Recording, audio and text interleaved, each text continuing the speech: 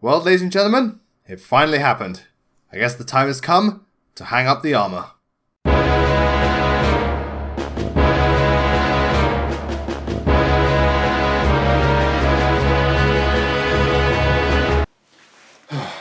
One second.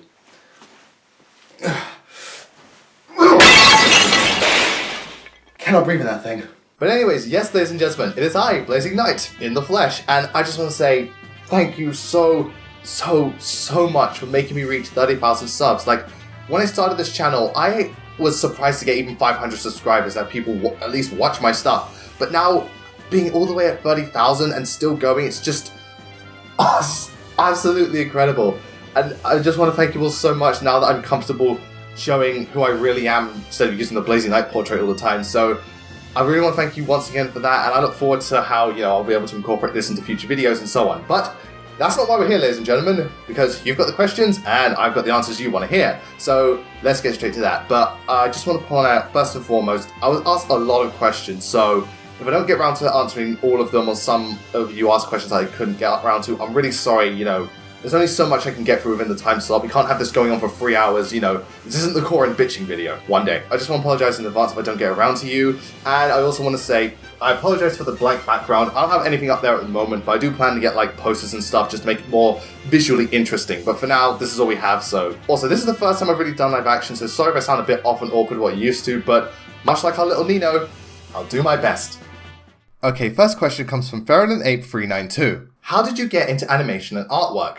Okay, so the story of me in animation is quite a long one. So it started back when I was very young, and I imagine with most people, it was all thanks to Disney, because I was massive into the Disney Renaissance films. Lion King, Little Mermaid, Beauty and the Beast, Tarzan, Aladdin, Mulan, Hercules, all those films, massive fans of them. I watched them constantly, I thought they were incredible, and I just loved the way they looked. I was always really into that. And, from childhood, there was that type of thing that really escalated it, just going back and watching more Disney films, that really sparked the initial, interest in animation. But also, it wasn't just normal 2D. I reckon the other one, when I was young, was stop motion. I was a big fan of because I always thought to look really cool. The two biggest influences, first was Wallace and Gromit. That's quite a big thing in British culture and just animation in general. I love the series. I would watch the 3 shorts over and over again. Really enjoyed them. The other being the stop motion artist Ray Harryhausen. Maybe you don't know of him. If you've watched any of the Sinbad films, Clash of the Titans or Jason and the Argonauts, he did all the stop motion effects for the creatures, and to this day I still think they're some of the best stop motion that has ever existed, because there was just this charm and the way they moved and the way they were animated that was so beautiful, and I was just, half the time I wouldn't even pay attention to what was going on in the actual films. I just wanted to see those monsters because they look so cool. So that's what sparked my initial interest, and as I got older, I was always into doing artwork. I just liked doing artwork at school and I liked drawing. But animation kind of fizzled out for a little bit because I was focusing on other things just growing up. But then something happened in 2010. I went to the cinema and I saw Tron Legacy. And the special effects and the CG in that film absolutely blew my mind. Because I went to see it in 3D as well. I'm not huge on the 3D gimmick, but I will see certain films in 3D and then they look really good. So I saw Tron Legacy, I was like, holy shit, this is incredible. I love this. And then I was like, oh wait, there's the original Tron. Saw that, I was even more blown away. I was just like, holy crap, this looks really good. So it started to pique my interest. And then I found out there was this exhibition at a museum in London called the Barbican, or this exhibit you can go to. It's one of my favorites actually. They were doing an animation exhibition which showed off all the different styles and how it evolved through the years, and that was pretty much it. I went to that and I just couldn't believe what I was seeing, because they showed you the process of it. They showed you different frames and cells, and they showed you some of the best bits of animation over the years. You saw the light cycles from the original Tron, you saw the T-Rex scene from Jurassic Park, you saw the invisible fight in Ghost in the Shell, you saw the transformation in Akira, you saw Duck Amuck, the one where Daffy Duck is screwed over by the actual animator. You just got to see it evolve. You got to see bits from South Park, you got to see all of this animation throughout the years and all the different styles it could offer, and that was it really. I saw that and I was just like, that's what I want to do. Next question comes from Midnight Castle. What's your guilty pleasure anime? See, that's something I don't want to talk too much about because there's actually a list I have planned for the future. Because when it comes to me and anime, I tend to, earlier on. I'm really bad with the backlog at the moment. Fucking awful. Whenever anime came out in each new season, I would try and see as much as possible because even though I have my preferred genres, like mecha's my absolute favorite, I like to just watch different things and see what they offer. And, you know, sometimes, you know, you can find some really good anime out of that. Sometimes it's crap, but sometimes you can find stuff that's really good. So there are quite a lot of guilty pleasures I have, and I'll give you some examples, like stuff like Keijo, where the anime is so over the top, stupid, ridiculous, and unbelievable. You just can't help but have fun with it. You know, you don't take it seriously, it doesn't take itself seriously, you just go with it. And others like Rewrite, where the story, the way it's structured, the pacing, you know, just everything about it, it's so disjointed. It's really, really, really, really, really poorly just put together.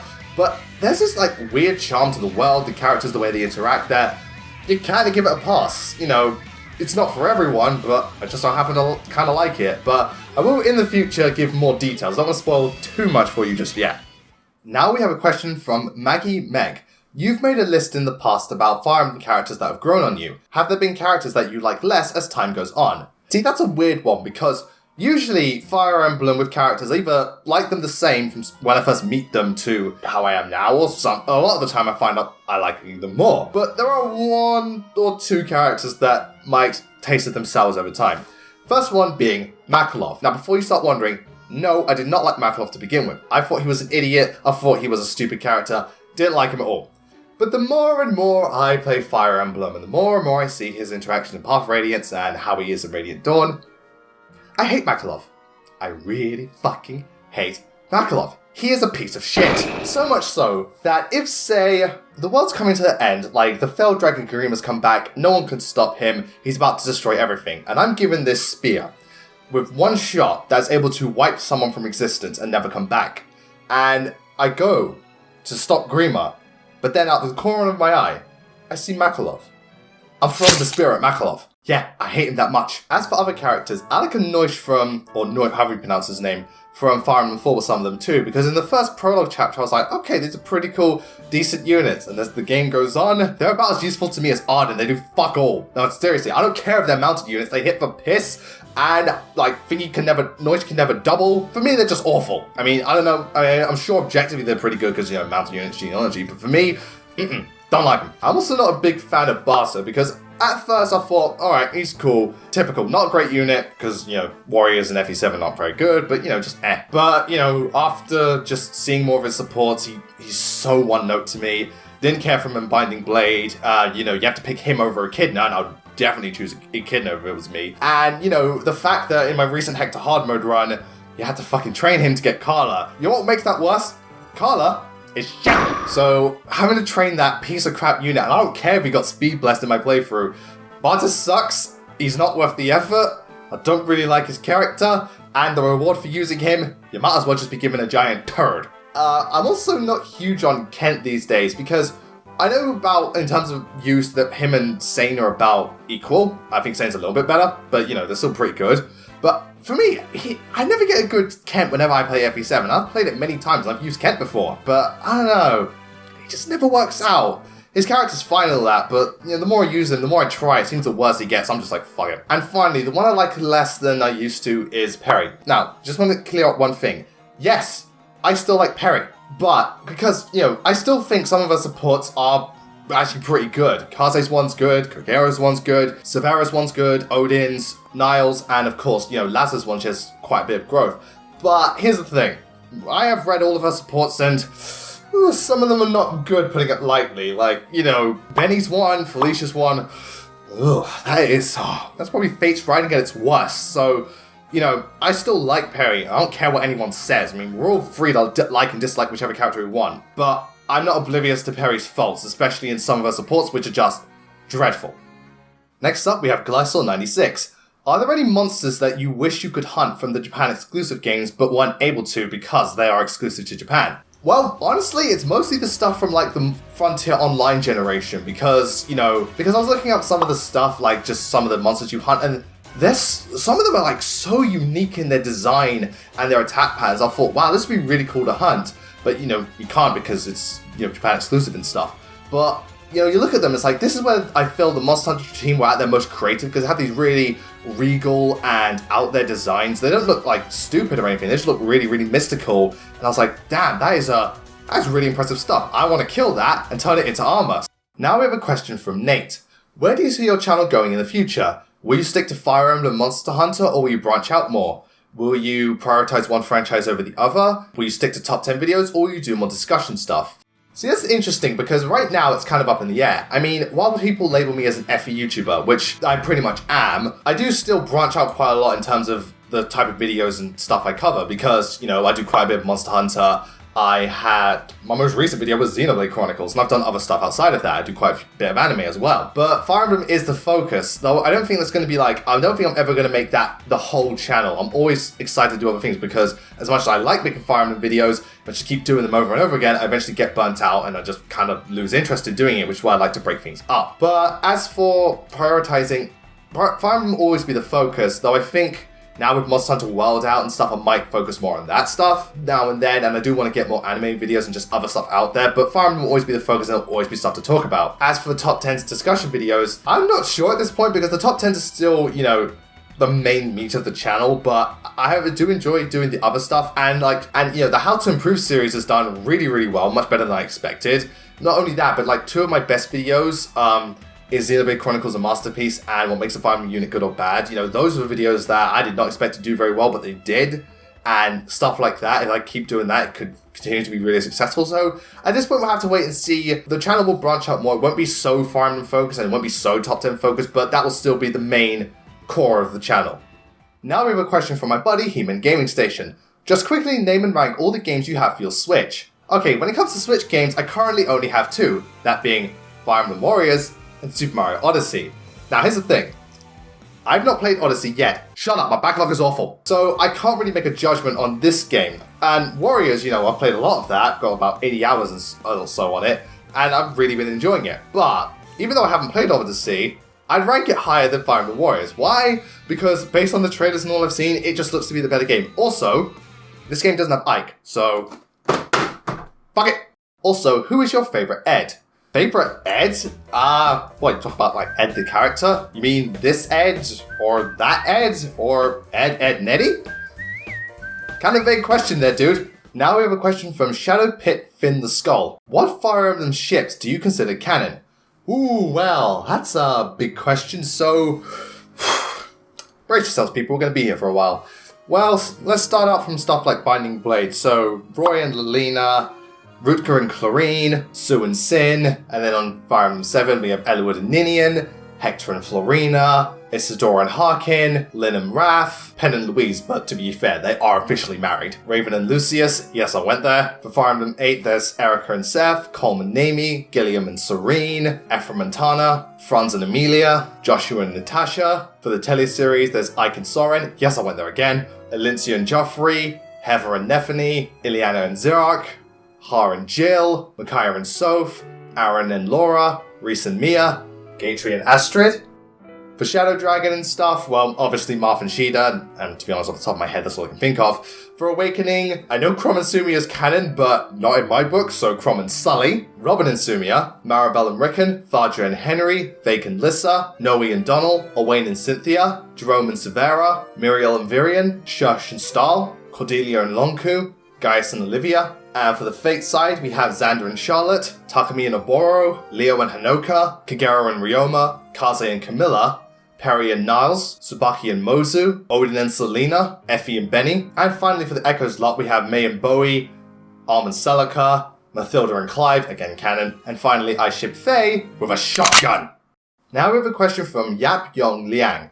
Do you have any fears or worries for the future of your YouTube channel, and how do you plan to tackle them? Well, see, I don't have many fears or anything like that because, like I said previously, I'm not so restricted with just Fire Emblem content. I can branch out into other things pretty easily, and, you know, I'm comfortable with doing that. So in terms of stuff to talk about and discuss, I don't have a problem with that. The only worry I have is mainly to do with time management upload schedule because, as some people may have noticed, it's taking me longer and longer to upload videos, you know, consistently. And the main reason being that because of how the quality of my videos is improving, it takes longer to edit them, to script them, to record them. It takes longer just to do stuff, especially now with live action. segments, it's going to take even longer because I've got to set up all the recording stuff, and that does take a while. So that's the only thing I'm worried about, the fact that it's going to take a while between, like, I reckon it's just going to take longer and longer between each video to get uploaded, though, you know, I always prioritize making good videos over just rushing stuff out, especially because also, you know, I have a Let's Play channel as well and other Patreon stuff, so that's going to take up time too. But at the same time, it's not that big of an issue because with a lot of YouTubers that I admire, they usually, like, they can be a while before they upload something, but usually they upload stuff that's so good, I don't mind. Like, I think one of the best examples right now is Pro Jared. It's been a while since he's uploaded on his main channel. He's got stuff on his Let's Play channel, yeah, but on his main channel he hasn't uploaded in a little bit. But to me, his videos are so good that I don't mind waiting as long as it takes for him to make a video, because every time he makes one, it's just magnificent, like an angel's kiss. Now we have a question from MCCOFFEE. What would be your favourite piece of music you'd listen to? See, that's a big question because there's so much music out there that I love, but I'm not like a particular band type thingamajig person, so I really can't point down my favourite piece of music, but I'll give you some examples. Huge fan of the Tron Legacy soundtrack and Carrie's soundtrack. I think they're both incredible. I love Beyond the Sky from Xenoblade. I love Release Myself from Guilty Crown. A lot of the stuff from Cowboy Bebop is incredible. I think Attack on Titan has an amazing opening song, which all three of them are just phenomenal. I love Live and Learn for Sonic Adventure 2. It's not amazingly good, but I love the Pokemon theme song because I'm a nostalgia whore. I love Together We Ride from Smash Bros. Melee. You know, stuff like that. Some of those songs just incredible for either how atmospheric they are, how catchy they are, the type of rhythm, or like the message they convey, the story they tell. Those pieces of music just to me are just unbelievable. Now we have a question from Tobin. Can you do a Zelgia / Black Knight voice impression? Shut up, Tobin. Now, but in all seriousness, well, I can at the very least try, so let's give it a shot. I've been waiting for this for a long time. I would prefer it if you use your proper weapon, so that I might see you at your full strength. General Gawain, Rider of Daeon. Now we have two questions from a guy who plays FE. But that could be anyone. If you had to give any Fire Emblem character an anime opening, who would it be and why? Okay, if I had to give one character an anime opening, it would definitely be Hector, the Rector. Why? Because his will be One Punch Man levels of hype. It would be fucking amazing. Do you do a weird dance when you hear a song from a certain video game, like Chaka Conroy's Hiker Dance? Well, see, when I was young, I was a big fan of Crash Bandicoot, and he had this certain dance he did whenever he got gems, so excuse me while I embarrass myself for the next 10 seconds.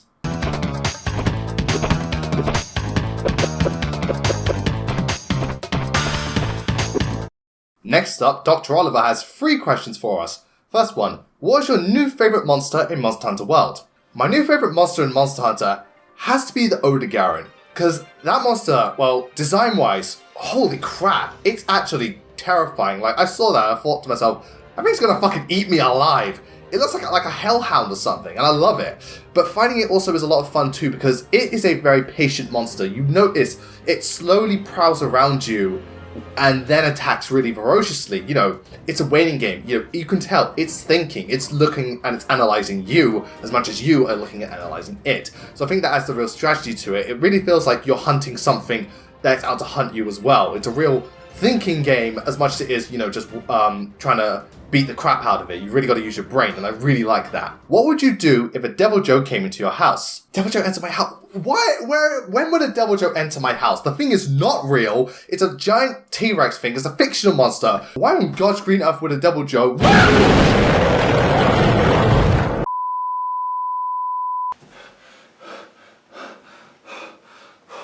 Oh, thank God that's over. Aside from Xenoblade and Fire Emblem, of course, is there any other RPGs you enjoyed? Of course, there are many RPGs I like more than just Fire Emblem and Xenoblade. First of all, there's Pokemon, which I was playing before I even knew Fire Emblem and Xenoblade were a thing.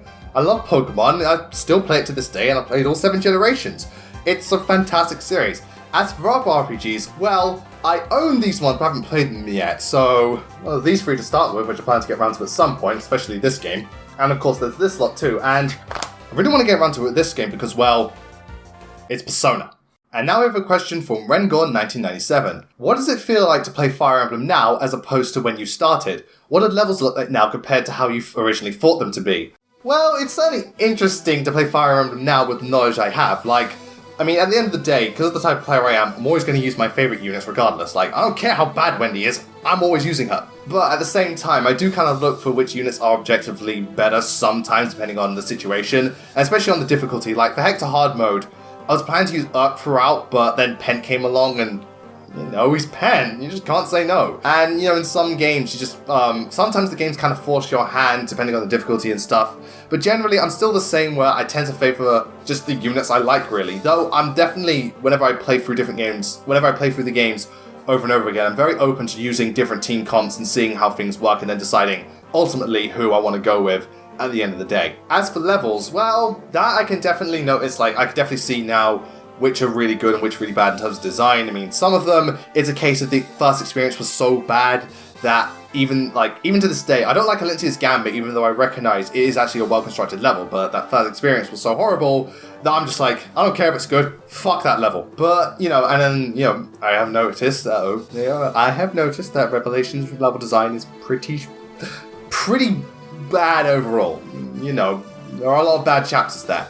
But, you know, with a lot of map design, a lot of my opinions first came from just, like, the first experience I had, whereas now I do kind of take the time to really look at them, look at the enemy positioning, look at the gimmicks, look at how the levels are structured to determine which ones are actually really good and really bad. So that has definitely changed, but in terms of how I choose teams and units, not so much. Cheshi asks, if you had a Pokemon Evil team, what would you call it and what region? Well, if I had an evil team of Pokemon, I would call it Team Massacre because we'd massacre every single trainer that went against us. And in terms of what region, Unova. Why Unova? Because when I play Black and White 2, Unova has without a doubt the best variety of wild Pokemon to catch, and I'd like my evil team to be at least competent rather than just nothing but fucking poison types. Now we have a question from MONADO OSHAWOTT. That's a badass name. Do you have a favorite video game or anime voice actor? Okay, so video game, anime voice actor, without a doubt, even though there are so many out there I love, without a doubt, my favorite, Crispin Freeman. Because, oh my god, I just love the way he emotes, I love the sound of his voice, all the different tones, and like how well he can act as different characters. Even though, yeah, sometimes he does sound similar, I don't mind because his voice is just so powerful. Like, I love him in Ghost in the Shell, I love him in Chobit, I love him in Fate Zero. Alucard is his best role. He's just, okay. I just love Crispin Freeman, like, props to you, man. You're incredible, Crispin. Also, what's your favorite Pokemon theme? As for favorite Pokemon theme, the original, because, like I said before, I'm a nostalgia whore. Okay, quite an interesting question we've got from PUSS Jenkins. Are there any moments where you doubt your YouTube content or that YouTube isn't what you want to do? Well, I don't really doubt my content when I'm making it, because when you get really into the creative process, sometimes it's easy to, you know, ignore faults or just get really wrapped up in your work. I mean, as I've grown as a creator and improved my videos, I do take more time out to look at them, go over stuff, and get rid of stuff that doesn't work. Like, there's actually a lot from the more recent videos I've cut out the scripts and a lot of editing jokes and gags that didn't work that I just got rid of. And in the past, though, I kept them in, obviously they didn't work. But usually, I don't doubt my stuff because, you know, I take pride in my work and I do the best I can. Yeah, it doesn't work out, but that's all part of evolving too. You know, sometimes people point out this is wrong or this doesn't work, and then I just implement that into new videos. And as for if YouTube is not what I want to do, not really, because even though, like, because I enjoy doing YouTube a lot, like, I just love making these videos and just the way of life I have, and I really enjoy it. I mean, yes, it is stressful. I don't actually ever get days off. And, you know, I've got to do everything myself. Recording, editing, scripting, putting all this stuff together, exporting, all that jazz. I've got to do everything. So that can be difficult. And yeah, it can be frustrating when you put all this effort into a video and you, like, it doesn't get the views you wanted or expected, or it gets, like, a lot of negative reception for maybe something minor. And, you know, you see other YouTubers who you can't help but sometimes get a little bit jealous of. But that's just all part of, you know, being part of the thing. You know, YouTube's unpredictable. You just got to do the best you can with what you have. And I still really enjoy it to this day, and if anything, it just keeps getting better and better for me. So even though it's not, you know, YouTube has its moments and there are certainly downsides, I still love doing it, and I love doing it for all of you. And now Faramir has two questions for us. First one being, if you had to choose between Rajang or Plesioth, who would you reintroduce into Monster Hunter World? Okay, so out of Rajang and Plesioth, well, do we have to bring either of them back? Not many people like them, but alright, being perfectly serious, I would go with Plesioth because I think it's a more iconic monster. You know, Rajang certainly has its fans, especially for the, like, G-rank tier, you know, Rajang is pretty infamous, but Plesioth, I just think more people know it. You tie it more with Monster Hunter, to be honest. And out of the two, even though, alright, even though it did rank higher on my most hated monsters list, as of now, yeah, well, I see benefits to both of them, but I don't know, Plesioth isn't as bad. Like, Plesioth's annoying.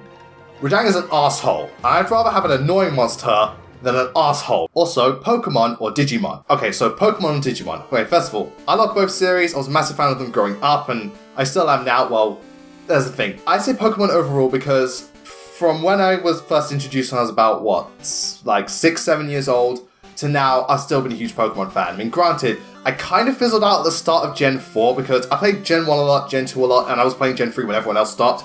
But Gen 4, the start, I was like, nah, just bored of Pokemon. But then Heart Gold Soul Silver came out, went straight back to Gen 4, and played that, and then played Platinum, and I love that, so then re-sparked my love for Pokemon, and it's still going to this day. Digimon, watched the first 2 series, couldn't watch the third one because you needed like Sky back then to watch it, you couldn't just watch it on normal TV, but even though I know Season 3 is meant to be amazing, but after that, just completely stopped watching Digimon.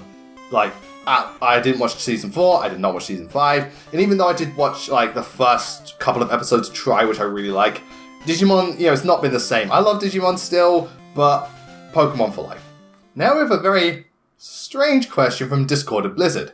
So, BK, what would you do if you found a box of Sumia's pies on a table? Okay, I would do 3 things. 1, wonder how the hell did the pies get there? 2, figure out who it was who sent them and track them down. 3, let's pretend this apple is one of Sumia's pies.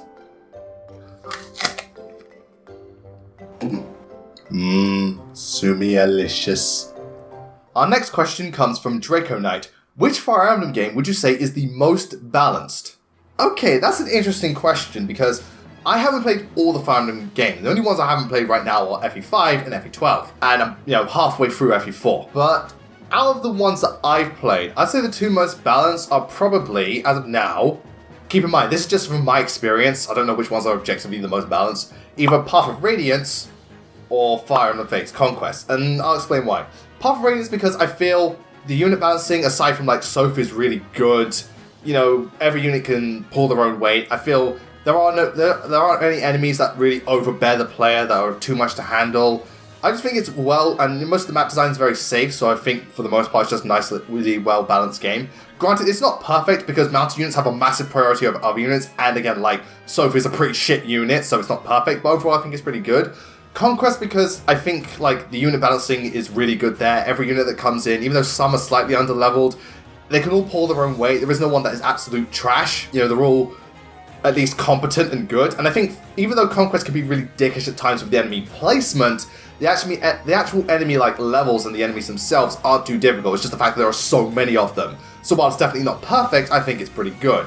But from what I've heard, the best game in terms of balance is FE12. I hear that game is just like really well balanced, really well designed, and it's like it has no major like gameplay or difficulty issues. So apparently that one's the best, but from what I've played, I would say Path of Radiance or Conquest. I used to think 7, but during that Let's Play, I noticed quite a few things. The bad speed cap, some of the unit balancing is pretty bad. The fact that unless you're Louise, archers are shit. So, you live and learn. Next up, we have Joss SSJ God. RNG blessed units. How do you feel about them? Like your Wendy, your Sophia, your Lynn, or my Walt? Well, RNG blessed units are always nice to have. It's just ironic that most of the time, for me, it's the bad units. Wendy, Sophia, and Lynn. They just happen to get RNG blessed and perform really damn well. Well, Wendy was questionable. I mean, her strength wasn't particularly good. She just had, like, other stats that were good. But Lynn and Sophia, definitely. And it is funny and cathartic considering they're not good units, they're kicking so much ass, so, like, all the objective reasoning just goes out the fucking window. It's pretty funny, but it's not limited to just that, because I've had RNG blessed good units too, like, with my most recent run of Radiant Dawn, Jill, who's one of the best units in the game, like, she got RNG blessed, and it's like, I don't usually get turned on by the thought of numbers and stuff like that, but looking at Jill's stats, I was just like, damn! But yeah, getting RNG blessed is nice with whichever unit. It's just ironic that most of the time it happens to the bad ones. Even, you said, it happened to your WoW. It's just funny in that regard, to be honest. Okay, so quite the personal question from the Oblivion Savior. Which YouTubers do you look to for inspiration? Okay, so years ago, back when I made this channel just for a joke, because I've had this channel for like God knows how long, but I didn't take it seriously until like 2015. So the YouTubers I looked to for inspiration were, I'm sure for a lot of people, James Rolfe and Dog Walker, otherwise known as Angry Video Game Nerd and the Nostalgia Critic. James Rolfe I really liked because his videos were incredibly entertaining when he was doing his whole angry nerd persona, but when it came down to his more, like, just talking about movie reviews, he has this really soft-spoken and well-constructed voice, just the way he describes things, and I like that he's able to balance, you know, he can be serious, soft-spoken, and just really charming to listen to, but also really funny, entertaining, and over the top. He's able to balance both personas really well, and I really admire that about him. And, you know, I kind of do the same thing sometimes with me. When I have stuff to talk about, I try to make it very well-structured the way I speak and so on, but when I get angry, I try to sometimes go slightly over the top, like whenever Faye gets mentioned. But I wonder what it would like if I tried an AVGN-style skit.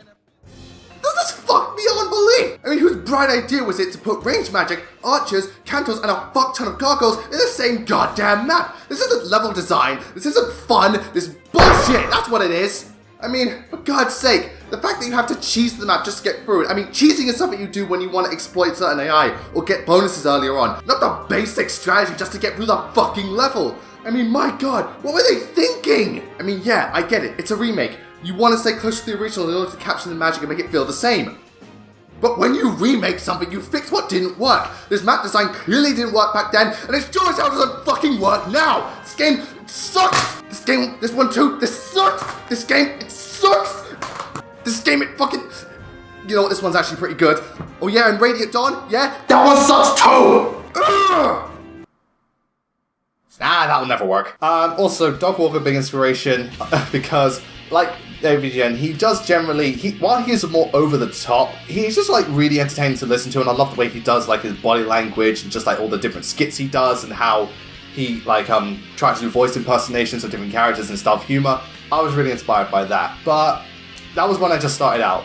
When I went back into the YouTube scene, my two biggest inspirations were, the first one was Some Call Me Johnny. I just really liked the way he did his videos because he has this really incredibly soft-spoken way of speaking, and they're just really nice to listen to. Like, even when he's just talking about plot summaries, there's just something relaxing about the way he speaks and his mannerisms. But also really liked how his videos were structured in that way, because Johnny has pointed out on quite often that even though his videos are long, the way they're structured doesn't feel like they go on forever. They just feel like they're paced in a way that just works. And I get compliments about that too. You know, a lot of people said to my videos, even though they're long, the way you structure them, it doesn't feel like that. And I'm really glad about that. I also was massively inspired by Pro Jared because I really liked his videos and how he has this both serious and silly way of doing things, and he fluctuates between the two whenever he does a review, and it really, really works. And I try and do that too. Like when I'm talking about stuff, I try to be serious, but then occasionally I'll get bits of humor in it there, and I really was inspired by that, especially the way he does it with like the zoom ins, the sound effects, and all that jazz. As for other people, well, you know, Jay Witz was an inspiration for me, CJ01, Forful's Minion, when on the anime side, Gigak was, and recently Glass Reflections Arcada, because with him, the way he does his mannerisms with the video and the way he emotes is really just charismatic and entertaining. Like, he could be talking about just about anything, but the way in which he does it and his body language is just kind of intoxicating, so to speak. It has this real, you know, it doesn't come off as arrogant, it just comes off as charming, different, and really enthusiastic, but not in a over-the-top way or pretentious way, just good, so to speak. He's just really charming guy.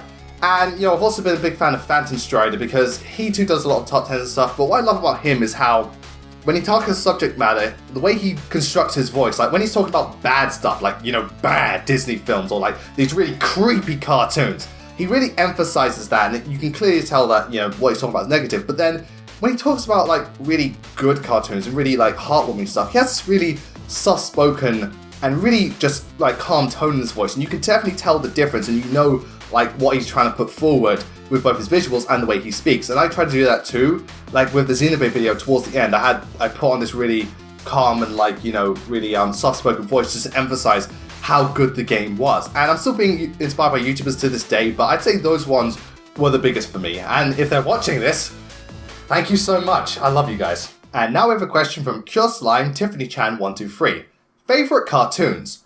Well, with that question, depends really on the time period, because if we go back to when I was about 5 or younger, so nursery or preschool age, it was stuff like Thomas the Tank Engine, Fireman Sam, Pingu, Postman Pat, all that stuff. I was a huge fan of that, I really enjoyed it. Growing up, and keep in mind, we're not counting stuff like Pokemon, Digimon, Beyblade, Yu-Gi-Oh! Card Captors, or Dragon Ball Z. That's anime, we're talking cartoons. growing up, going into like, 5 to 12 period, it was stuff like, I was a huge fan of Beast Wars. I love that series so much. I love the comic book adaptations of cartoons, so Batman the Animated Series, X-Men, Spider-Man. I own the Spider-Man box set, I love that. Huge fan of that. I really like stuff like Arthur, and I was also a big fan of the stuff from like the Disney Channel, Recess, DuckTales, Darkwing Duck. I liked a lot of those things, and yeah, there was a lot of cartoons like that. And as I got older, I stopped watching cartoons and wasn't really into them. Also, big fan of the 2000s Teenage Mutant Ninja Turtles series. I was a big fan of that. But as I got older, I didn't watch cartoons as much. I kind of fizzled out. But when I got back into anime, I also got back into certain cartoons as well that were more adult. So Spectacular Spider-Man, Wolverine and the X-Men, Avatar: The Last Airbender. Yes, I consider that a cartoon. So a big fan of that. And one of my favorite ones, which unfortunately got cancelled and isn't looked to be coming back, was Tron Uprising, which was one of the best cartoons animated series I'd seen in years. And oh god, I was so upset when it went down. But those are some of my favorites. And now we have a question from JazzBlythe. What is the worst moment you've had in Fire Emblem or Monster Hunter? Well, oh boy, as much as I love these series, there have been certain moments that just no. So, first one, Monster Hunter. Okay, so that was actually, ironically, the first time I fought a Ralphalos, because I really didn't know, I knew about the Raytheon, but I really didn't know, I wasn't used to Ralphalos flying so much and doing the fireball attacks. He was kicking my ass stupid. So I was trying to fight him so much, trying really, really hard, getting killed a lot. So I lost already 2 lives, and it was getting close to killing him. I could tell his tail was off, he was limping on his way back. I didn't have any traps, so I was just trying to wail on him, try to kill him, getting so close, time ran out. Fuck! Yeah, so that was a humbling day for me. As for Fire Emblem, it actually happened very recently with Conquest nonetheless, because I was doing chapter 23, and I was doing really well at that chapter. My units were steamrolling, it was just it was going really easy, and also Camilla got a perfect level up. Look at that. Perfect level up on one of the best units in the game. I was so happy. So we get to fighting Takumi, and Coroner has gone in for the attack, he's used Draconic Hex and all that, and Takumi's stats are lowered, and he's only got 10 HP left. Leo goes in for the attack. Leo is 85% hit. Takumi is 40 with a 10% crit. Leo misses. Takumi then proceeds to activate Ren Heaven, crits Leo, kills him, and I have to restart the chapter. My reaction that day was this. My voice hurt so much for the rest of that day. Now we've got a question from Space Pretzel. How does that work? Do you plan on doing a free-for-all for Xenoblade Chronicles 1, X, and 2? If not, what other Xenoblade videos do you plan to do? Yes, I do plan to do a free-for-all for all the Xenoblade videos. And I do plan to do others outside of that. I plan to do best party members for X and 2, I plan to do best worlds, best music, maybe do discussions about, maybe the differences and how either X or 2 improved upon or did worse than the original Xenoblade. Stuff like that. But here's the thing. So, I own the first Xenoblade on both the 3DS and on the Wii U Virtual Console. I've beaten the first Xenoblade and I love the game, you all know about that. I'm currently playing Xenoblade Chronicles X. I've clocked nearly 100 hours on this game. The thing is, I get so distracted with all the side quests that I really enjoy doing that I'm not focusing on the main story and getting through it. I'm also trying to use up as much of the characters as much as possible. So, I need to beat this first before moving on to the next one. Which begs the question, what's going on with Xenoblade Chronicles 2? I don't own that game at the moment. The main reason being that, well, for one thing, it's not capturing me the same way the others are. I've heard amazing things, I have no doubt it's an amazing game, I looked at it, it's that looks like a very well-made game, but it's not capturing me the same way the original or X did. Also, it's because my backlog is absolutely horrendous, and that's just physical backlog, my Steam log is ridiculous. And I bet you're wondering, oh, come on, it can't be that bad. Oh yeah? It is that bad. Unfortunately, that's all we have time for today, so we're going to stop it here for now. Be sure to join in next time where I continue this 30,000 subscriber celebration and answer the rest of the questions you have put forth to me. Huge thank you to my patrons Chaos Saberlai, Justin Konovich, Samuel Line, Nate Perkins, Midnight Castle, Tanko Fan 32, Tivis James Little 4, Almont, Vincent Clark, Jeremy Redinger, The Main Idea, Perfect Oblivion, Maggie Fall, Michael Rash, and Feralin8392. Thank you so much for making this channel what it is and for all your constant love and support. And if any of you are interested, please consider donating to my Patreon in order to support the channel and to receive some very nice bonuses, which I hope will be worth your much appreciated investment. Anyway, until part 2, that's it from me. I'll see you all next time.